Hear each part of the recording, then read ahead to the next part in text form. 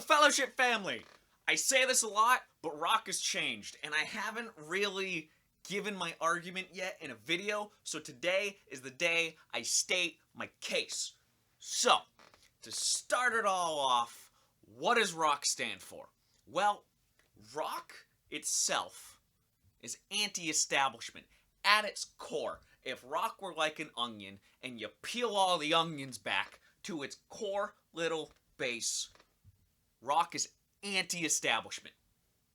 So, that is my root point that everything is gonna circle back to for my semantical argument, because today is just straight semantics. So, to then go from here, we have to then beeline a little and take a trip down memory lane with a rock history lesson. So, rock and roll started in 1955. Rock and roll went from 1955 all the way over to 1979. From 1980 to present day, it's been classified as rock. So, that's about 60-something, almost 70 years if I'm doing the math correctly off the top of my head in this quick second. So, rock has been around for long enough to then be considered, after 70 years, to be considered its own establishment in itself. This establishment now pretty much stands for the concepts of, stereotypically, sex, drugs, rock and roll. And then to take a look at culture off of that, you can now also argue that over time, since 1955, when this argument point is starting, to now, culture's values have also changed. Because, well, look at everything around you now.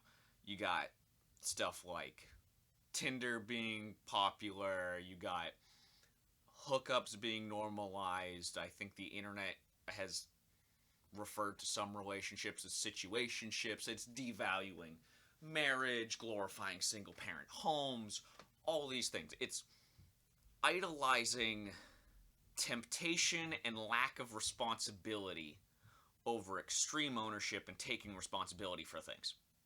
Now, to bounce off of that point, if you recall what I said at the start of the video, so, to start it all off, what does rock stand for? Well, rock itself is anti-establishment. At its core, if rock were like an onion and you peel all the onions back to its core little base, rock is anti-establishment. So, when the mainstream values the counterculture values, the counterculture now becomes the mainstream, thus making the mainstream slowly becoming the counterculture. Because over time, what used to be the counterculture in 1955, over the decades, culture has slowly idolized, slowly valued, thus hucking it into the spotlight, making it the mainstream pillar culture.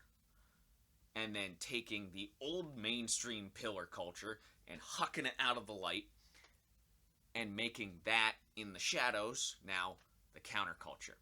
And we've seen this slowly happening for decades, because we've had stuff like, for example, the banger of a song from 2004 of Hit That by The Offspring. 20 years ago, it was already starting to become the counterculture, because for those of you who have never heard that song, one, when you're done with this video, go look it up because it's so good. The whole song is the Offspring going off about hookups and making fun of baby mamas and baby daddies and saying how if we don't get our act together, nothing's gonna change, and it's hating on hookup culture, which is, at the time, it wasn't as mainstream. Now it's mainstream because, well, We have stuff like Tinder and dating apps and all of these things that are designed around just meeting up, doing your thing, and then dipping. We have, like, so you got Tinder, you got stuff like Instagram and all these other social medias, which is just all, you could argue, it's just, it gets self absorbed really, really, really fast. And it's focused on you, the user, not you and Joe Schmo down the street and everyone else in your community. It's you. How many likes did you get? How many comments did you get? All the interactions on you. Its culture has changed to become very self-centered, lack of responsibility, and just ignoring community almost. And I feel like this sounds really negative and it just sounds like I'm going off on some angry tangent. I'm not. I'm just really passionate about this and I get high energy and the Italian kicks in me and I'm speaking with my hands and things.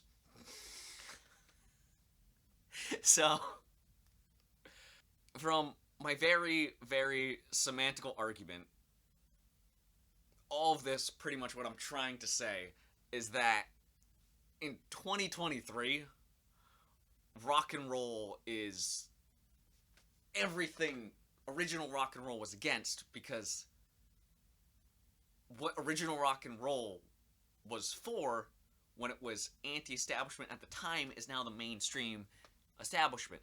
So in 2023, rock and roll is stuff like going to church. It's stuff like waiting until marriage. It's just glorifying the relationship and the bond two people have together instead of going, what can this person do for me? It's focusing on the community as a whole, not your individualism. It's practicing stuff like extreme ownership and discipline and all of your stuff that, yeah, they sound really extreme sometimes because they're military people, but all the stuff that you get off of, like, listening to David Goggins and Jocko Willink and people like that. At its base, you could almost argue it's about having accountability for your actions. So, to sum it all up, rock and roll has changed in the last 70 years because rock has become an establishment of itself. Rock today is no longer what rock used to be, and I will happily prove it to everybody. And this video, I always say this to everybody, and it makes anyone close to me laugh when they disagree with me, because they see my point almost immediately. For all the people who may want to put hate in this in the comment section down below, like, even if it's not like toxic or super negative, or just like, I disagree with you. When you get mad about this, of like, no, rock is all these things. Rock is all those things because we've slowly built it as the establishment, or as its own establishment. You getting mad that me claiming it has changed is only proving my point, because we're human. Humans hate change. Humans prefer consistency. I hope you guys have enjoyed my very, very semantical argument. If you liked it, check out more videos. Yeah.